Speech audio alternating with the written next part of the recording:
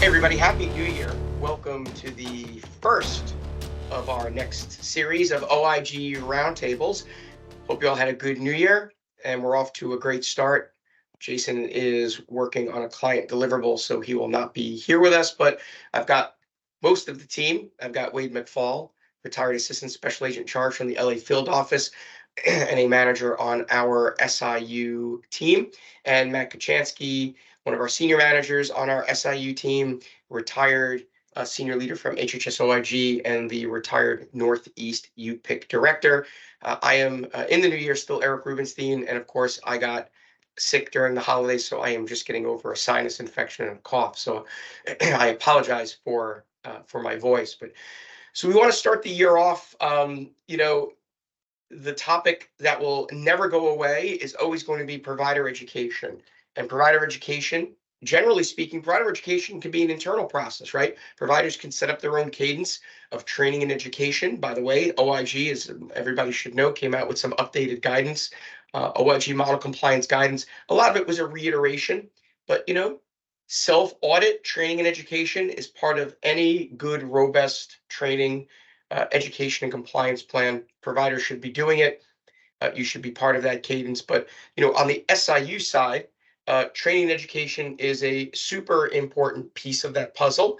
But of course, there's always the push-pull and the rub. And so, Matt, I want to start with you because one of the things that we were just talking about the other day, and we're going to continue this conversation here in our podcast, is this balance in the payment integrity or program integrity space, the need to provide education as a positive, right? Because the goal is to educate providers, to get them to bill properly, to pay them. But that also has a lot of provider abrasion, whether we're talking about on the CMS side, the TPE, targeted program education, or we're talking about general provider education as part of an outreach program or something along those lines. And so there is this fine balance that the PI departments of SIUs need to find to be able to keep provider abrasion low, but keep compliance with policies high. Absolutely, that balance is ultimately important. You got to think about it in the context of program integrity and how it's viewed in the greater community, whether that be the provider, the community, congressional interest. It's on a pendulum.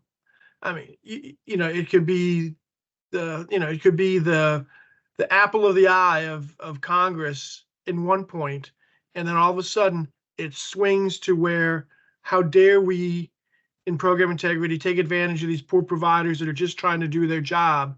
And usually it's when something or some entity goes beyond what they should do in terms of criminalizing a technical issue or doing something that goes beyond reasonable, which causes complaints to go to the AMA, the American Hospital Association, Congress, that starts a campaign against the whole program integrity effort, and that pendulum swings. Now, where education fits in is as part of the continuum of remedies that a program integrity entity can do, from education all the way to revocation, termination, criminal referral. Education is the one that is seen as positive by everybody, right? The provider community enjoys learning from the insurance companies on, how do I stay out of trouble? Here's how I'm supposed to document. Here's how I'm supposed to bill. I think they welcome that, both in a general sense and even in an individual sense. When we might have a case on someone, we see that it's a first-time offense, maybe a mistake. Let's just educate this person so they don't do it again, so they stay a provider in good standing, and we don't abrade them by taking action that is probably not necessary at that point. So, and you brought up something which we talked about right before the holidays. We talked about technical violations and the problems of technical violations. And so if you didn't catch that podcast from a few weeks ago, it's on our website, or our YouTube channel, it's in Spotify, but we have a whole discussion about technical violations and the fact that you want to correct some of these technical violations. Sometimes it's through education and training. And you brought up something about these congressional inquiries. And, when I was at the OIG, I had a couple of cases that involved congressional inquiries, and they're not pleasant. You're trying to do your investigation, but oftentimes, you've got a Congress member, asking constantly about things, and you're not sharing a lot of information, but they create a level of sensitivities internally that require a lot of extra work and documentation. So yeah, you want to stay on that path where you're providing that proper education, but not making it so burdensome that it's not a positive or in the right step. So Wade, I want to talk to you now because one of the things that Matt brought up was this whole premise of, are they repeat offenders, or you've educated them, you've trained them? We deal a lot here at Advise. You're dealing with it on your contract. These prepay, these post-pay reviews, right? So generally speaking, in the healthcare world, we're a pay and chase environment. So we're reactive, which means post-pay. And prepay is because there's been some pattern of behavior that has led you to be in a prepay. And I think, whether people want to acknowledge this or not, prepay and post-pay reviews are forms of education and training, right? And they have value. So let's talk about that. Yeah, it's definitely, a lot of times I'll explain it to providers once they first get their letter that they're on a prepayment review. They don't really know what's going on. They have questions on how to proceed, with submitting the claims and what's going to happen to them. So basically, we just tell them that, look, all the claims usually it's for a specific CPT code. Anytime you submit a claim with this code, it's going to be denied. You have to send in supporting documentation, and then one of our CPCs, who's trained way more than I am in this, will review it and make a determination if the code is correct, or if perhaps there's a better code, a more appropriate code that should be used. And this goes on for a couple months, usually could be a couple weeks depending on the volume, but we look for a pattern, and then we do a couple things. We educate them as like, you're using this code, but this other code is more appropriate, so you should switch to that code. And by the way, because you've been doing it using the wrong code, we go back usually like 18 months and ask for that percentage. If it's a 50% overpayment, we're going to go back 18 months and get that 50% of what was paid during that time period. But the best part about these really is it's for cases down the road or investigations down the road, because once they've been educated, they can't come back and do the same thing. If we told them to go to this other code and they just switch back to the incorrect code, that's not going to fly. So it helps for these investigations down the road. It also helps more so for, if an investigation is going to go criminally, if we've educated them, one of the hardest things on criminal cases is to show knowledge and intent. And if we have, that they went to some training or we educated them based on prepayment review, they can't really say, well, I didn't know I was doing it wrong. There's one case that I worked just recently where it was about $500,000 overpayment for a home health agency that was using unlicensed aides. So we're telling him this money has to be paid back, and he's not, he thinks we're trying to put him out of business, but he had the same investigation like 2 years ago with the same outcome using unlicensed aides. So you can't come back and say, I didn't know I couldn't do this. So that's probably equally as important in the training process as is educating them. It's that now that they've been educated, they can't go back to their old behavior. Yeah, right. So go ahead, Matt. As you said, when we were with the UPIC, we were mandated anytime there was a prepay or a postpay, whether orally or in writing, usually both, we would educate the provider claim by claim as to why those determinations were made and what they needed to do to improve their documentation or explain coverage issues, whatever it might have been, so that there was no next time, I didn't know anymore. That knowledge is there now. Yeah, I mean, and Wade, one of the points you brought up, which is good, is you brought up the fact that there's auditors who are working with the investigators, right? So we've talked about this so many times in our podcasts about the fact that payment integrity is a continuum, and that the teams can't be siloed. You've got to have this crossover. You've got to have your auditors, your RN auditors, your CPC level documentation auditors embedded to be able to help with that training and education to say, look, if you did it this way, you would have been paid. You're doing it this way, you can't be paid. And the big one that always comes to mind is when we see cases in which providers are relying upon a manufacturer's suggested guidance for billing and coding, right? And we were talking about this just before. Wade, I mean, it drives me crazy. I posted a couple of weeks ago on LinkedIn. I posted 2 different articles or press releases where that was an issue, where a provider got dinged civilly for billing for a code based upon the guidance from a manufacturer. I mean, how many times you have to tell people that the arbiter of what you can bill or code is not right, is not the manufacturer, the device provider. Have you ever looked at any of that literature that the device manufacturers put out?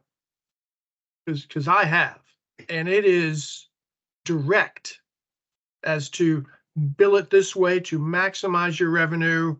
If you bill it another way, it's not going to be covered. They explain to the provider exactly how to bill it and how to make the most money from the device. Right. And every case we had at the UPIC and at the OIG, that advice was wrong. Well, I had one just 2 or 3 weeks ago. I had one where it was something to do with the audiology test, hearing tests, and they're billing it incorrectly. The CPCs have gone through and they said they're using the wrong code. And so I talked to the provider, and the provider was like, "Hey, I got you. No, it's correct because that's what the manufacturer told me to do." This was like 4 years ago, and they told me this is how to do it. And I said, "They're wrong. The CPC is going to be right, and we can have this conversation, but don't rely on what the manufacturer's telling you because they're not. That's not part of their job." Right. The whole premise of, oh no, I got you.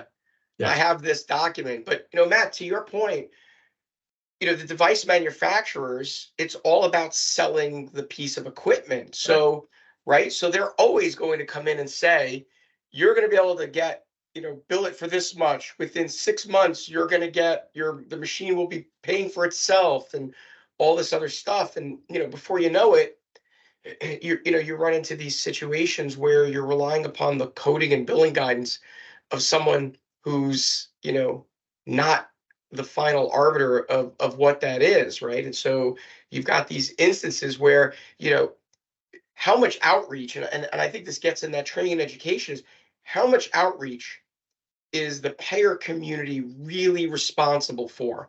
How much outreach is the OIG really responsible for when the provider community wants maybe to ignore that, right? And I think that this is where that line gets drawn between fraud and the waste and abuse, right? So I know I say it, we all say it.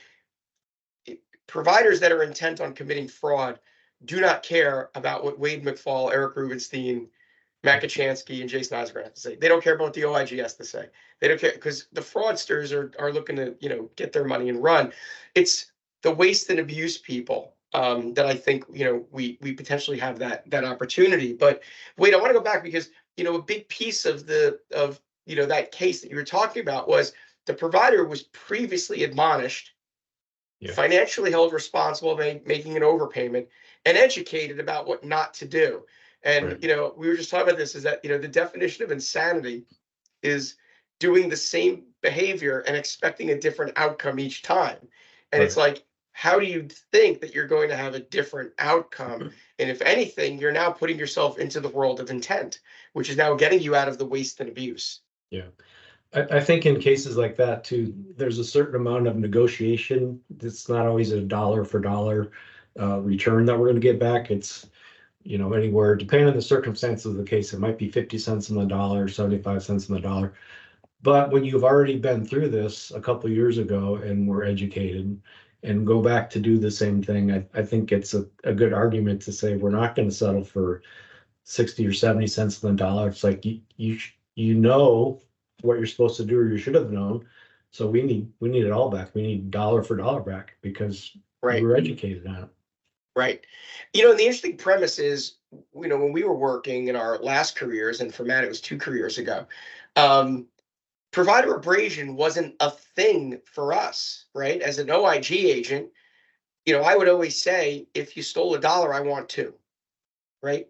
Provider abrasion wasn't a factor in the payer community. And, when you've got payers who have large contracts with groups and this and that, and the abrasion's a real thing. So Matt, as we kind of wrap up, I want to, kind of get the last word from you is, how do you work to create what is a reasonable balance in provider abrasion? And specifically, when a provider gets a request for records, do you request 100 records in a statistical sample? Do you look at a probe sample? How do you negate the mission of payment integrity? Provider abrasion. I mean, how do you negate the provider abrasion in the mission? It starts with identifying the providers that need to be looked at. It's going to the data analytics to make sure that you are not bothering providers that don't need to be bothered. You are going to the ones that are the most putting the programs at the most risk. And then it's based on their history at that point, right? If they have no program integrity history at that point, you probably do a small probe, 10, 20 to 40 claims, according to the PIM. Take a look at those results and maybe just do an education at that point. And then go back 6 months later and see, did they change their pattern? If not, you ratchet it up a little bit, a larger probe or perhaps an SVRS with an overpayment. And that's how you do it. You use that continuum of remedies in accordance with what the facts of each individual case are that are in front of you. That's the only way to keep that balance. But the starting line is, don't cast your net so wide that you're bringing in providers that don't need to be brought into this kind of program integrity net. That's the start of it. Yeah, it's fun. It's funny when I have conversations with providers and, and even law firms and, just people in our space, and they talk about, oh, I was selected, provider A was selected for a random audit by the UPIC. And I always say there's really nothing, everything is targeted. The cream rose to the top for a reason. I try to explain to people, and Wade, this from having supervised these cases for years, nobody has time for a fishing expedition. Nobody has time to, do a random, review, right? I mean, there's just these things don't exist. I'm going to look at this guy because they're the biggest. Yeah, that doesn't happen.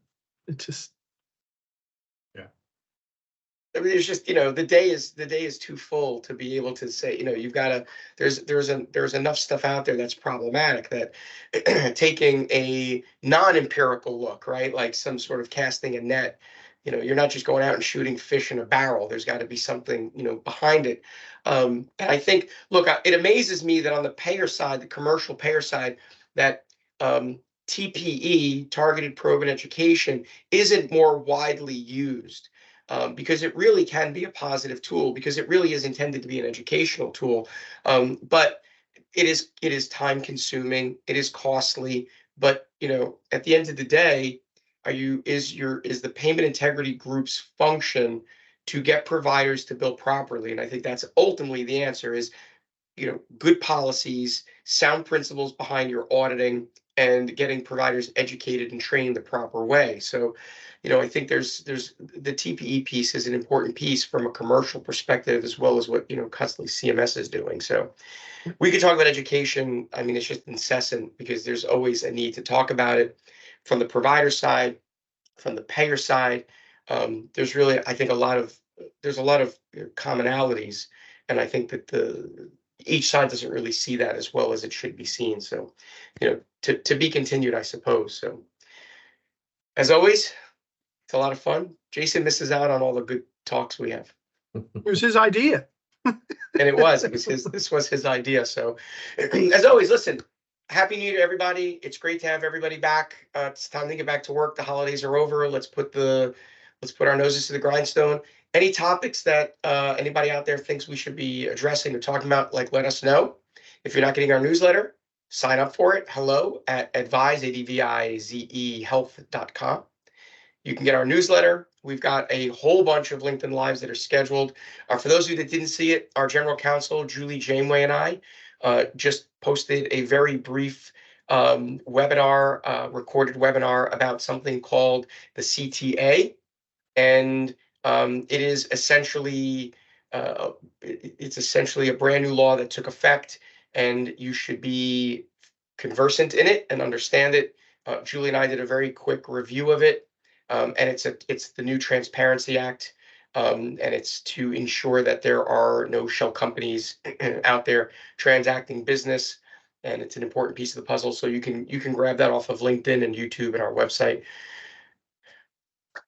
I'll see you guys next week. As always, it's a lot of fun talking to you guys. Thanks again for tuning into the podcast, and we'll see everybody on the next OIG Roundtable. Thank you, everybody. Thank you.